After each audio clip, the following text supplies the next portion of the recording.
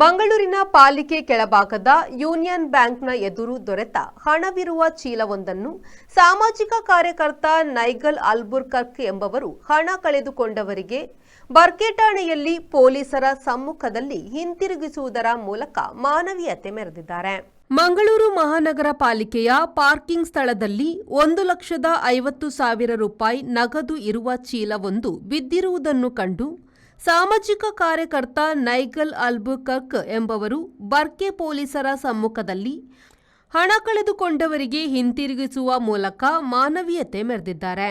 ಈ ಬಗ್ಗೆ ಪ್ರತಿಕ್ರಿಯೆ ನೀಡಿದ ನೈಗಲ್ ಅಲ್ಬುರ್ಕರ್ಕ್ ಎಂಬವರು ಯಾರದ್ದೋ ಮೌಲ್ಯಯುತವಾದ ವಸ್ತುಗಳು ಬಿದ್ದು ಸಿಕ್ಕಿದರೆ ಅದನ್ನು ತೆಗೆದುಕೊಂಡು ಹೋಗಿ ಪೊಲೀಸರ ಸಮ್ಮುಖದಲ್ಲಿ ವಾರಸುದಾರರಿಗೆ ಒಪ್ಪಿಸಿ ಎಂದು ಹೇಳಿದರು.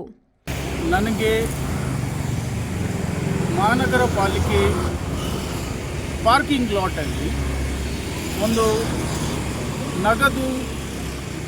ನಗದು ತುಂಬಿದ ಚೀಲ ಸಿಕ್ಕಿತು. ಆವಾಗ ಯಾರೂ ಇರಲಿಲ್ಲ, ಕಳ್ಕೊಂಡವರು ಕೂಡ ಇರಲಿಲ್ಲ, ಬೇರೆ ಯಾರೂ ಇರಲಿಲ್ಲ. ನಾನೆನಿಸಿದೆ, ಒಂದು ವೇಳೆ ನಾನು ಅದು ಬಿಟ್ಟು ಹೋದರೆ ಬೇರೆಯವರು ಕೊಂಡೋಗ್ತಾರೆ. ಅದಕ್ಕೆ ನಾನು ಡಿಸೈಡ್ ಮಾಡಿದ್ದೇನೆಂದರೆ ನಾನು ಕೊಂಡೋಗ್ತೇನೆ ಮತ್ತು ನನಗೆ ಕಳ್ಕೊಂಡವರನ್ನು ಹುಡುಕಿ ಹೋಗಲು ಕಷ್ಟ ಆಗ್ಬೋದು.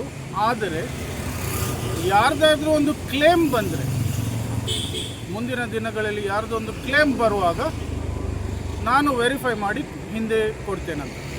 Manjunath Prasad, V4 news, Mangaluru.